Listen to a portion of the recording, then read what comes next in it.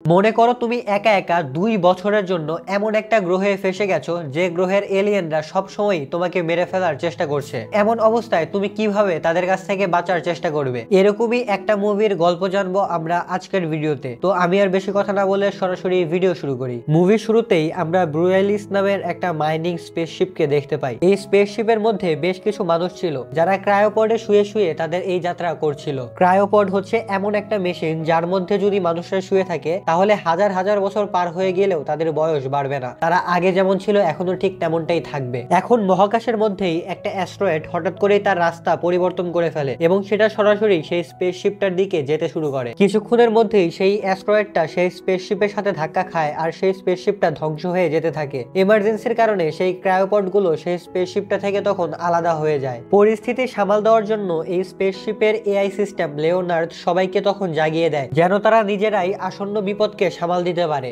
যখনই সেখানে সেই সংঘর্ষটা হয় তখনই অ্যান্ডি নামের একজন অ্যাস্ট্রোনটের চোখ খুলে যায়। লেনার্ড অর্থাৎ সেই এআই সিস্টেম তাকে শান্ত থাকতে বলে এবং তার সুরক্ষার বিভিন্ন ব্যবস্থা করতে থাকে। স্পেসশিপ থেকে আলাদা হওয়ার পর সেই ক্রায়োপড গুলো কাছেই থাকা একটা প্ল্যানেটের দিকে যেতে শুরু করে। যখন এই ক্রায়োপড গুলো সেই প্ল্যানেটের দিকে যাচ্ছিল তখনই হঠাৎ করে কিছু ক্রায়োপডে একাই আগুন লেগে যায়। অ্যান্ডির ক্রায়োপড তো আগুন থেকে বেঁচে যায়, তবে ল্যান্ডিং এর সময় তার ক্রায়োপডের গতি অনেক বেশি ছিল। তখন তার সামনে অনেক বড় একটা পাহাড় ছিল। সে তখন তার ক্রায়োপডকে অনেক দ্রুত গোল গোল ঘুরিয়ে সামনের দিকে যেতে থাকে। এখানে এখন যদিও একটা ক্র্যাশ ল্যান্ডিং হয়েছিল কিন্তু তারপরেও অ্যান্ডি এখানে বেঁচে যায়। এই ক্র্যাশ ল্যান্ডিং এর কারণে অ্যান্ডি এখানে অজ্ঞান হয়ে গিয়েছিল, কিন্তু তখন সে তার ফ্যামিলির একটা ফ্ল্যাশব্যাক দেখতে পায়। এ কারণে সাথে সাথেই তার জ্ঞান ফিরে আসে। সে আশেপাশে তাকিয়ে বুঝতে পারে সে মূলত একটা পাহাড়ি এলাকায় ফেসে গেছে। সেখানকার মাটি কালো ছিল আর আকাশটাও হালকা মেঘলা মেঘলা ছিল। অ্যান্ডি তখন সেই স্পেসশিপের এআই সিস্টেমের সাথে কথা বলার চেষ্টা করে, তবে সেখান থেকে কোনো রিপ্লাই আসে না। তখনই হঠাৎ করে অ্যান্ডির ক্রায়োপড সেখানে নড়তে শুরু করে। লেনার্ড তখন অ্যান্ডিকে সাজেস্ট করে সে যেন এই ক্রায়োপড থেকে বেরিয়ে আসে। তবে সমস্যার ব্যাপার হলো অ্যান্ডি এই ক্রায়োপডের দরজাটা খুলতে পারছিল না। সে যখন সেখানকার সার্ভাইভাল কিট খোলে তখন সে দেখতে পায় সেখানে কোনো ফ্লেয়ার গান নেই।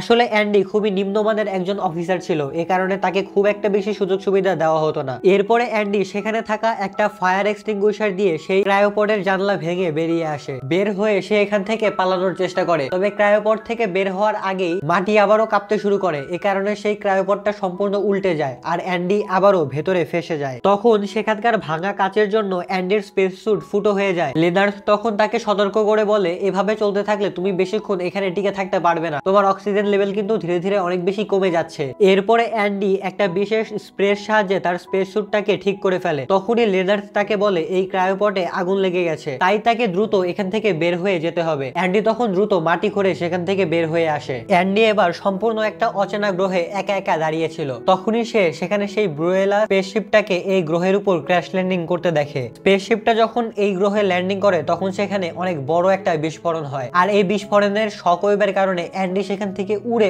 অনেক দূরে গিয়ে পড়ে। তবে সৌভাগ্যজনকভাবে এতে করেও সে বেঁচে যায়। তখন অ্যান্ডি উঠে লেনার্ডকে জিজ্ঞাসা করে আমরা আসলে এখন কোথায় আছি। লেনার্ড তখন অ্যান্ডিকে বলে আমরা এমন একটা গ্রহে আছি যে গ্রহ সম্পর্কে মানুষরা খুব বেশি একটা কিছু জানে না। আসলে অ্যান্ডিদের এই স্পেসশিপটার যে জায়গায় যাওয়ার কথা ছিল তারা সেই জায়গাটায় পৌঁছাতে পারেনি, তার আগেই তারা এই গ্রহে ক্র্যাশ ল্যান্ডিং করেছে। এখন হঠাৎ করেই অ্যান্ডি দূরের একটা জায়গা থেকে উজ্জ্বল আলো দেখতে পায়। অ্যান্ডি এখন সেই আলোর দিকে যেতে থাকে। যাওয়ার সময় রাস্তায় সে সেই স্পেসশিপটাকে দেখতে পায়। সেই স্পেসশিপের কাছেই সেখানে একটা ক্রায়োপড ছিল। অ্যান্ডি সেই ক্রায়োপড থেকে অক্সিজেন সিলিন্ডার বের করার চেষ্টা করতে থাকে যেন সে এই গ্রহে আরো অনেক লম্বা সময় ধরে বেঁচে থাকতে পারে। তবে এটা করার সময় হঠাৎ করেই সেই ক্রায়োপডের মধ্যে থেকে একটা লাশ বেরিয়ে আসে। এই লাশটাকে দেখে অ্যান্ডি এখানে অনেক বেশি ভয় পেয়ে যায়, কিন্তু তারপরেও সে সাহস করে সেই অক্সিজেন সিলিন্ডারকে বের করে। কিন্তু দুর্ভাগ্যজনকভাবে এই অক্সিজেন সিলিন্ডারটা এখানে নষ্ট হয়ে গিয়েছিল। সে এখন হতাশ হয়ে আবারও সেই আলোগুলোর দিকে যেতে শুরু করে। তার সেখান থেকে চলে যাওয়ার পর আমরা দেখতে পাই সেই ক্রায়োপডে কোনো একটা প্রাণীর আঙুলের নখের চিহ্ন আছে। তার মানে বোঝাই যাচ্ছে যে অ্যান্ডি এই গ্রহে একা না, এই গ্রহে অ্যান্ডি ছাড়াও অন্য কোনো একটা জাতের প্রাণী আছে। যাই হোক, অ্যান্ডি যখন এরপরে সেই আলোর কাছে পৌঁছায় সে তখন সেখানে আরো একটা অ্যাস্ট্রোনটকে দেখতে পায়। তার নাম ছিল ডুয়েন। অ্যান্ডিকে এখানে দেখে ডুয়েন এখানে অনেক বেশি খুশি হয়ে যায়। তাদের কথাবার্তার মধ্যে আমরা জানতে পারি এখানে বেঁচে থাকার জন্য পর্যাপ্ত পরিমাণে খাবার তাদের কাছে নেই। ডুয়েন তখন অ্যান্ডিকে বলে তাদের কোম্পানি টাকা বাঁচানোর জন্য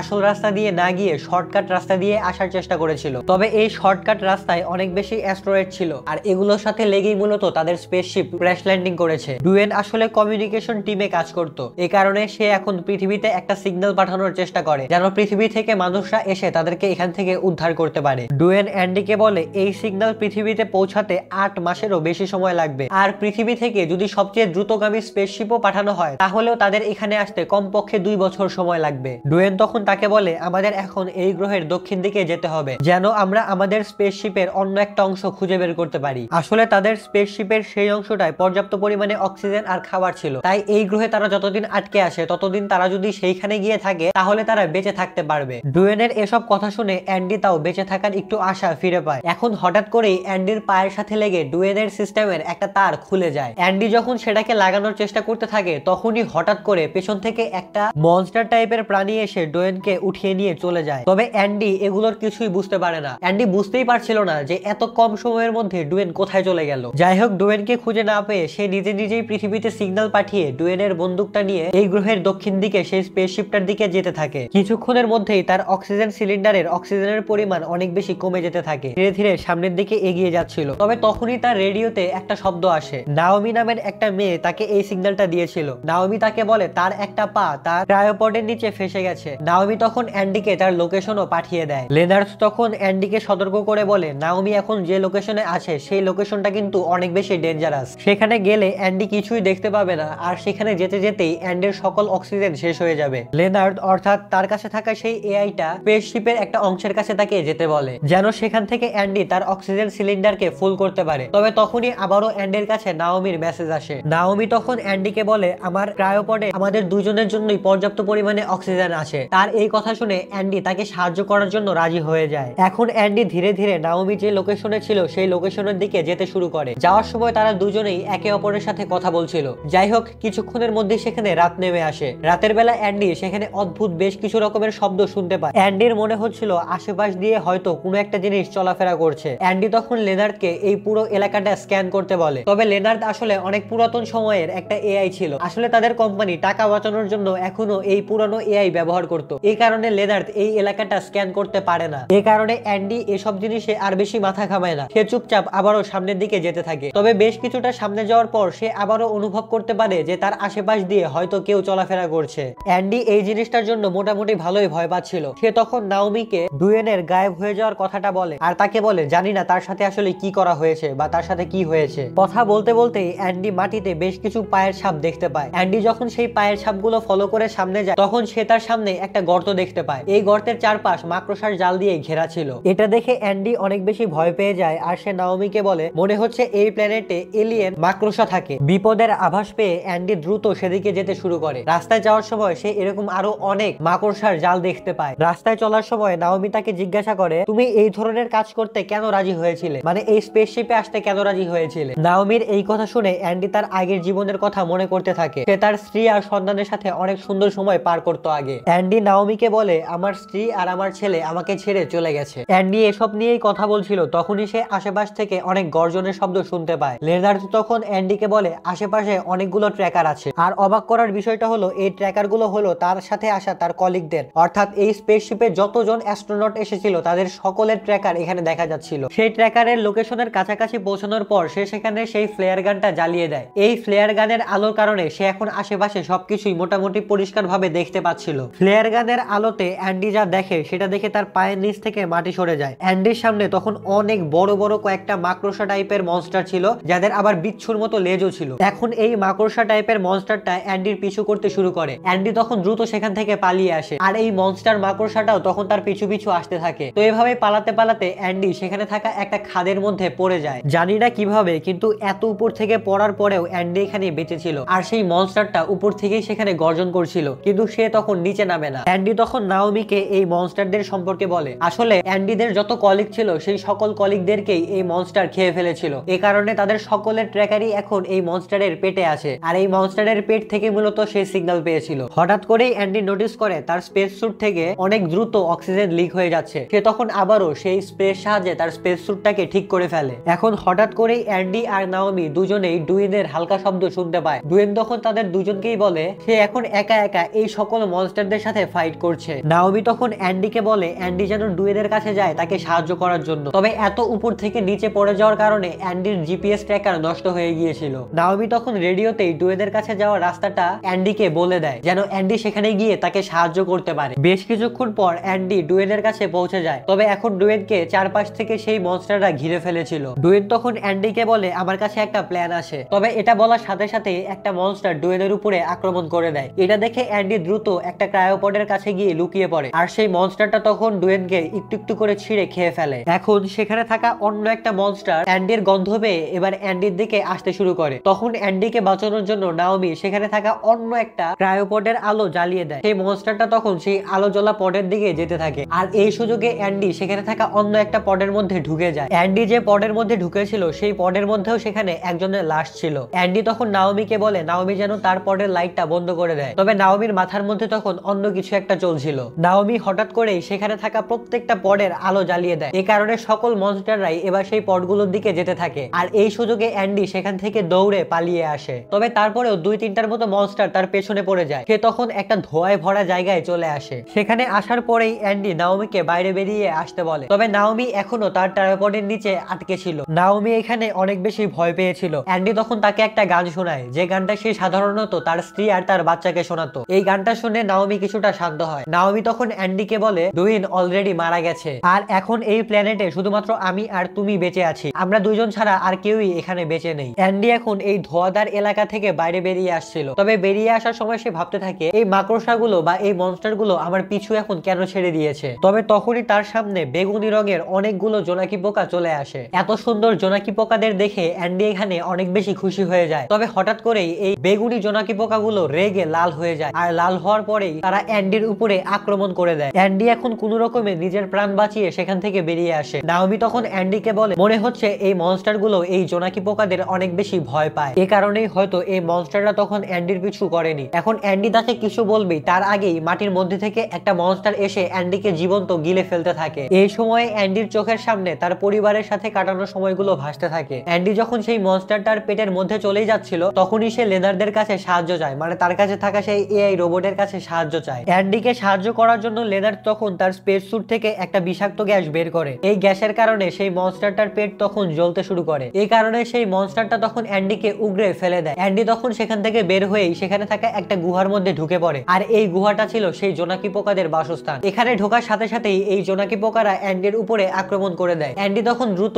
এই গুহার অন্য পাশ দিয়ে বাইরে বেরিয়ে আসে। সেই গুহা থেকে বাইরে বেরিয়ে আসার পর জোনাকি পোকারা তার উপরে আর আক্রমণ করে না। এখন অ্যান্ডির কাছে অক্সিজেনের পরিমাণ খুবই কম ছিল, কিন্তু তারপরেও সে সেই স্পেসশিপের কাছে না গিয়ে নাওমির দিকে যেতে থাকে। নাওমির কাছে পৌঁছানোর সাথে সাথেই অ্যান্ডির সব অক্সিজেন শেষ হয়ে যায়। অ্যান্ডিকে বাঁচানোর জন্য নাওমি তখন দ্রুত তাকে তার অক্সিজেন দেয়। অ্যান্ডি তখন নাওমির ক্রায়োপডে ঢোকে এবং সে নাওমির পাকে সেখান থেকে মুক্ত করার চেষ্টা করতে থাকে। তবে অ্যান্ডির শরীরে এখন এই পরিমাণ শক্তি ছিল না যে সে এখন নাওমিকে মুক্ত করবে, কিন্তু তারপরেও সে আশেপাশে থাকা কয়েকটা যন্ত্রের সাহায্যে একটা লিভার বানিয়ে নাওমিকে মুক্ত করে দেয়। এরপর তারা দুজনেই সেই ক্রায়োপড থেকে বেরিয়ে আসে। সেখান থেকে চলে যাওয়ার আগে অ্যান্ডি নাওমির পায়ে একটা লোহার রড বেঁধে দেয় যেন নাওমি আরো ভালোভাবে হাঁটতে পারে। এরপরে তারা দুজন সেই পথ থেকে তাদের গুরুত্বপূর্ণ বা প্রয়োজনীয় জিনিসপত্র নিতে থাকে। এ সময় নাওমি অ্যান্ডিকে ধন্যবাদ জানায়, কারণ অ্যান্ডি স্পেসশিপে না গিয়ে তাকে সাহায্য করার জন্য এখানে এসেছে। কিছুক্ষণের মধ্যেই সেখানে এক ঝাঁক মনস্টাররা চলে আসে। এই মনস্টারদেরকে দেখে তারা দ্রুত সেখান থেকে পালিয়ে যেতে শুরু করে। তারা পালাতে পালাতে একটা জায়গায় চলে আসে, তবে সেখানেও একটা মনস্টার এসে তাদের উপরে আক্রমণ করে দেয়। নাওমি তখন দ্রুত সেই মনস্টারটার পেছনের দিকে তার ফ্লেয়ার গান জ্বালিয়ে দেয়। এই কারণে মনস্টারটা তাদের উপরে আক্রমণ না করে সেই ফ্লেয়ার গানের দিকে যেতে শুরু করে। এই সুযোগে তারা দুজন সেই স্পেসশিপের দ্বিতীয় অংশের মধ্যে চলে যায়। স্পেসশিপের সেই অংশটায় পৌঁছানোর পর নাওমি সেই দরজাটাকে বন্ধ করার চেষ্টা করে, কিন্তু সিস্টেমে কয়েকটা সমস্যা হওয়ার কারণে নাওমি এখানে সেই দরজাটাকে বন্ধ করতে পারছিল না। তবে বেশ কিছু সময় চেষ্টা করার পর সে ফাইনালি সেই দরজাটাকে বন্ধ করে ফেলে। দরজা বন্ধ হওয়ার সময় একটা মনস্টার সেই দরজার মধ্যেই চাপা পড়ে মারা যায়। এখন বাইরে থেকে অনেকগুলো মনস্টার সেখানে চলে এসেছিল, তারা সেই দরজায় অনেক জোরে জোরে ধাক্কা দিতে থাকে।